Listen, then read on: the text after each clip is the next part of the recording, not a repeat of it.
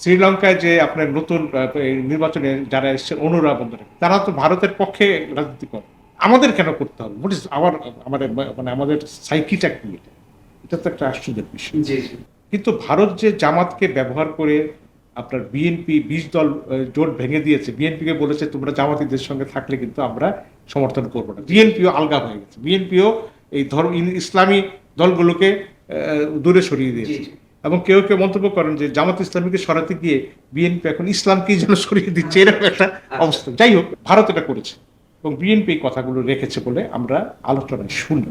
এখন সেই এবং বিএনপি এখন পরিষ্কার মানে লারকা আলাগ লারকি আলাগ, জামাত আলাগ আমরা আলাগ, এরকম ধরনের একটা অবস্থা জি। নিয়েছে। ভারত এই ফ্যাসিবাদ তোষণ ও পোষণ করছে, বিনিময়ে বাংলাদেশের সার্বভৌমত্ব কেড়ে নিয়েছে এবং সেখানে বলা হয়েছে যে আওয়ামী লীগের বিদায়ের পর গণ অভ্যুত্থানে ভারত বিরোধী চেতনার উল্টো পথে বিদ্যমান দলগুলো হাঁটছে। তাদের ভোটের মাধ্যমে ক্ষমতায় যেতে ভারতকে লাগবে। এই যে এই পয়েন্টটা, এবং আমরা দেখি যে বিদ্যমান যে রাজনৈতিক দলগুলো, সরাসরি বলে বিএনপি বা জামাত, তাদের প্রধান রাজনৈতিক দলগুলো এই অভিযোগটা আছে, তারা ভারতের সঙ্গে নানা রকম লিয়াজো বা নানা রকম আপোষ যোগাযোগ করে তাদের একটা মৌন সমর্থন বা সহায়তা নিয়ে ক্ষমতায় যেতে মানে প্রচেষ্টা করছে অনেকেই। তো আপনার কি মনে হয় যে এটা আসলে এটা কতটুকু যৌক্তিক? দেখুন, বাংলাদেশে আহ, বিভিন্নভাবে আলোচনায় আছে এখন যে বিএনপি ও জামাত ভারতের সঙ্গে এক ধরনের সম্পর্ক তৈরি করছে এবং ভারত বাংলাদেশের দ্রুত নির্বাচন চাইছে, বিএনপিও দ্রুত নির্বাচন জি, চাইছে। ভারতের চাওয়া হচ্ছে এক কারণে যে দ্রুত নির্বাচন হলে একটা নির্বাচিত সরকার এলে হয়তো যে আওয়ামী লীগ যে তাদের উপর একটা বোঝা হিসাবে এখন চেপে বসেছে, সেটা থেকে তারা হয়তো কিছুটা নিষ্কৃতি পাবে এবং নির্বাচিত সরকারের সঙ্গে কাজ করার কিন্তু সুবিধা হবে।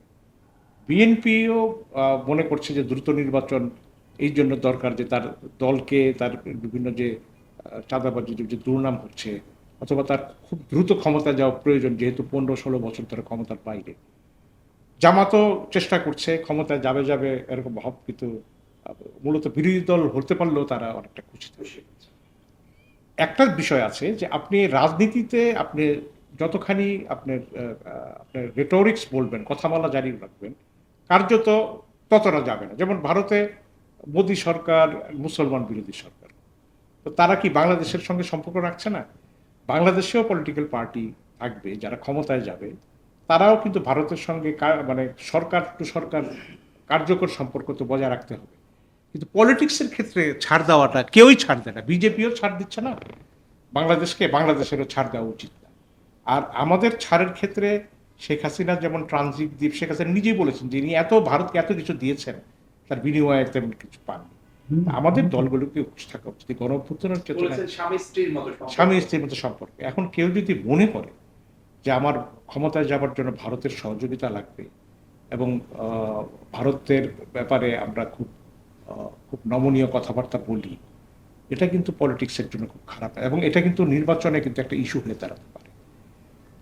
বিএনপি এবং জামাতকে আমরা বলি না তুমি প্রচন্ড ভারত বিরোধী, কারণ ভারত বিরোধিতার মধ্যেও এক ধরনের ভারতের দালালি আছে, প্রচন্ড এন্টি ইন্ডিয়ান, কিন্তু ভিতরে হয়তো আমরা যেমন একসময় দেখেছি যে ভারত চেয়েছে বাংলাদেশে যেন ফান্ডামেন্টালিস্ট পলিটিক্সটা গ্রো করে, যে কারণে এটার কারণ সুবিধা হলো যে ভারতের রাজনীতিবিদরা এটা ব্যবহার করবে যে বাংলাদেশ জঙ্গিদের দেশ হয়ে গেছে, ওর বিরুদ্ধে অ্যাকশনে যাও।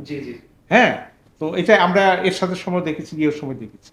আমাদের কথা হচ্ছে যে আমরা আমাদের রাষ্ট্রীয় নীতিতে ভারত যেখানে যেখানে আমাদের উপর দাদাগিরি করছে বা ঐতিহাসিকভাবে ব্রাহ্মণ্যবাদীদের যে তৎপরতা ছিল, সেটার আমরা বন্ধ চাই। আমরা বন্ধুত্ব চাই, কিন্তু সার্বভৌমত্বের ভিত্তিতে এবং আমাদের দেশের স্বার্থের বিনিময়ে। কারণ কোনো দেশ যখন স্বাধীন হয় তখন তার নিজের শর্তে স্বাধীন হয়, অন্যের স্বার্থ পূরণের জন্য কেউ দেশ স্বাধীন হয় না। অথবা আমরা যখন বাংলাদেশ এমন একটা দেশ যারা ১৯৭১ সালে লড়াই করে দ্বিতীয় বিশ্বযুদ্ধের পর যেসব কলোনি ছিল, উপনিবেশ ছিল, তাদের মধ্যে একমাত্র বাংলাদেশ যুদ্ধ করে স্বাধীন হয়েছে, আর কোনো দেশ যুদ্ধ করে স্বাধীন হয়নি। থাইল্যান্ড যুদ্ধ করে স্বাধীন হয় নাই, বা আর স্বাধীন হয়, আমরা যুদ্ধ করে হয়েছি। এই কারণে আমাদের গর্বটা বেশি এবং আমাদের অহংকারটা অনেক বেশি। তো সেই জায়গায় ভারত যদি মনে করে যে বাংলাদেশকে তারা তাদের একটা পানির পেছনের উঠান হিসাবে ব্যবহার করবে, এটা ভারতের ভুল। এই ভুলটা ভেঙে দেওয়ার জন্যই কিন্তু এই গণ অভ্যুত্থান এবং গণ অভ্যুত্থানের মধ্য দিয়ে এমন কতগুলি বিষয় এসছে যে ধরেন ইসলামকে শেখ হাসিনার সরকার এমনভাবে চেপে রেখেছিল যে এটা চিন্তাই করা যায় না। কিন্তু এরপরে দেখা যাচ্ছে যে গণ অভ্যুত্থানের ছাত্র মিছিলে ইসলামের কথা আসছে, আল্লাহর কথা আসছে, এটা তো আপনি অস্বীকার করতে পারবেন না। নারায়ে তাকবীর স্লোগান আসছে, যে নারায়ে তাকবীর স্লোগান এক সময় বিএনপির কোথাও জনসভায় নারায়ে তাকবীর স্লোগান দেওয়া হলে সেটা শোকজ করা। তো যাই হোক, তো এই জিনিসগুলো ফিরে আসছে। এটা বাংলাদেশের মাটির বাস্তব। বাংলাদেশের মানুষ মৌলবাদী নয়, ধর্মপ্রাণ। তারা ধর্মভিত্তিক কালচার সব কিছুই তারা মেনটেন করতে চায়, কিন্তু তারা মানে হিংসাবাদী না, জঙ্গিবাদী না। তারা চায় যে ইসলাম এর এই ভিত্তিক সংস্কৃতির মধ্য দিয়ে কিন্তু সংখ্যালঘুদের নিরাপত্তা নিশ্চিত হতে পারে এবং আমাদের সব কিছুর রাষ্ট্র ভালোভাবে চলতে পারে। এই প্রত্যাশার পূরণের জন্য গণঅভ্যুত্থান যদি সংগঠিত হয়, তাহলে এখানে ভারতের তো করার কিছু নেই। ভারত তো ব্যর্থ হয়েছে, নেপালে ব্যর্থ হয়েছে, মালদ্বীপে ব্যর্থ হয়েছে, শ্রীলঙ্কায়। তো ভারতের বোঝা উচিত বাংলাদেশ কিন্তু ওইসব দেশগুলোর চাইতেও বাংলাদেশ মানে আন্দোলনের চেতনা বলেন, রাজনৈতিক সচেতনতার ক্ষেত্রে অনেক দূরে এগিয়ে বাংলাদেশি। এটা ভারত নিশ্চয়ই এখন বুঝতে পেরেছে। আর ভারত তো এখানে ব্যবসা করবে, তার অর্থনীতির জন্য বাংলাদেশকে প্রয়োজন আছে। এক সময় মনমোহন সিং যখন প্রধানমন্ত্রী ছিলেন তখন বলতেন যে বাংলাদেশ উন্নতি না করতে পারলে ভারতের উন্নতি হবে না। এই কথাটা মনমোহন সিং, আমি যখন প্রধানমন্ত্রী, আমি দিল্লিতে ছিলাম, আমার সামনে বলতেন। আমি যে কেন? বলে যে বাংলাদেশকে ডেভেলপ না করতে পারলে আমাদের এই 7 সিস্টার্স ডেভেলপ হবে না। তার মধ্যে এবং ভারতের অনেক এই যে ওয়েস্ট বেঙ্গলের যে প্রবলেম, এই প্রবলেম, বিহারের প্রবলেম, এগুলো ডেভেলপ হবে। কিন্তু আজকে তো মোদী সরকার সেটা বুঝে। মোদী সরকার হচ্ছে তাদের কবজার মধ্যে, বগলের তলায় বাংলাদেশকে থাকতে হবে।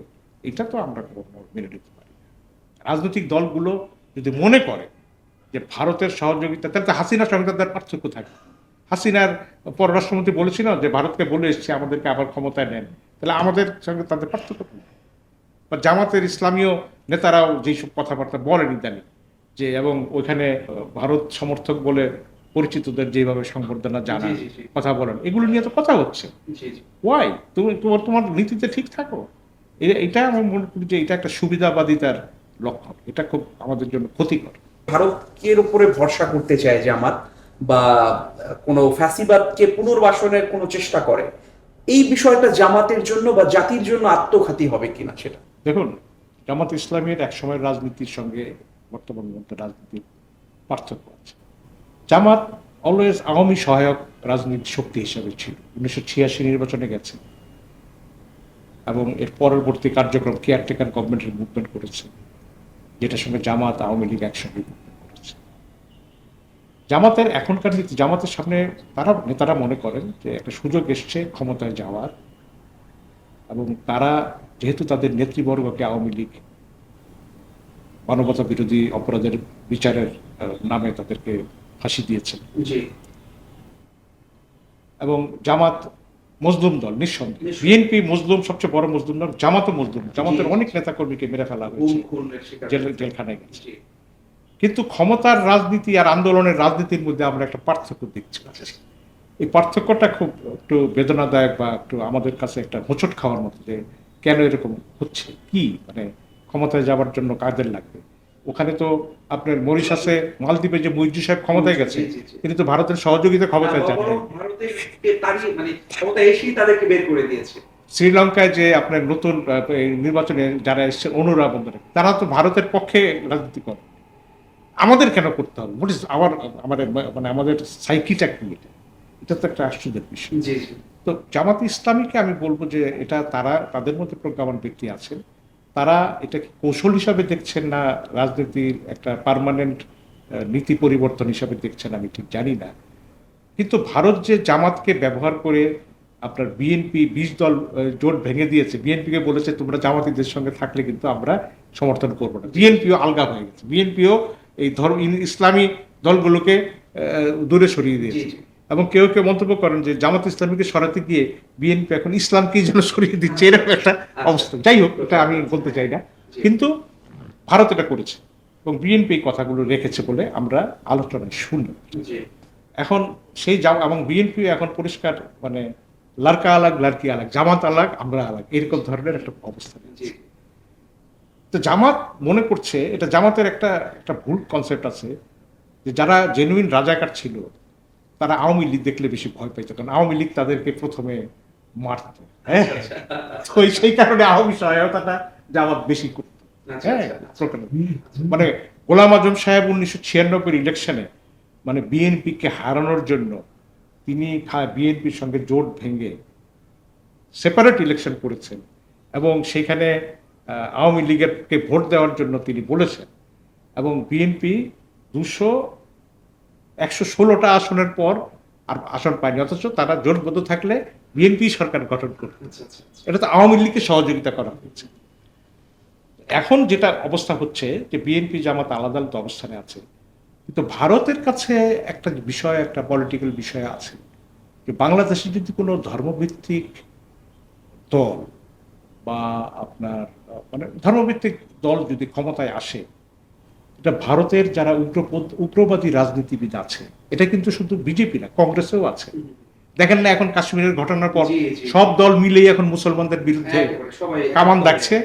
এখানে বাম টাম এখন আর সাম্প্রদায়িকতার এগুলো বিষয় নিশ্চিন্ন করে দেওয়া। বাংলাদেশে যদি কোনো ধর্মপন্থী দলরা ক্ষমতায় আসে, এটা ভারতের জন্য একটা উগ্রবাদী রাজনীতিবিদদের জন্য একটা আদর হতে পারে, মানে থ্রেট না, তাদের রাজনীতির রসদ যোগাতে পারে। হ্যাঁ, তারা বলবে যে বাংলাদেশ এখন ফান্ডামেন্টালিস্ট হয়ে গেছে। ইসরায়েল যেরকম বলে নেতানিয়াহু যে হামাসের কারণে এখন পুরো প্যালেস্টাইনিদেরকে তারা উৎখাত করে দেবে, এরকম তৈরি হবে। কারণ ভারতের রাজনীতিবিদরা এখন একটা তীব্র একটা টানাপোড়েনে আছে, পাকিস্তানের সঙ্গে লেগেছে, কিন্তু কি করবে বুঝতে পারছে না। পাকিস্তান সবাইকে বলছে এটা আন্তর্জাতিক বিচার তদন্ত চাই, আন্তর্জাতিক তদন্তেও রাজি হচ্ছে না। তো যাই হোক, এটা আমাদের ভারত পাকিস্তানের বিষয়, এটা আমরা দূর থেকে উদ্বেগ জানাতে পারি। কিন্তু বাংলাদেশে আমি মনে করি যে মৌলবাদীদের উত্থান, ধর্ম প্রাণ ব্যক্তিদের উত্থান আর মৌলবাদীদের উত্থানের মধ্যে পার্থক্য আছে, ঠিক আছে?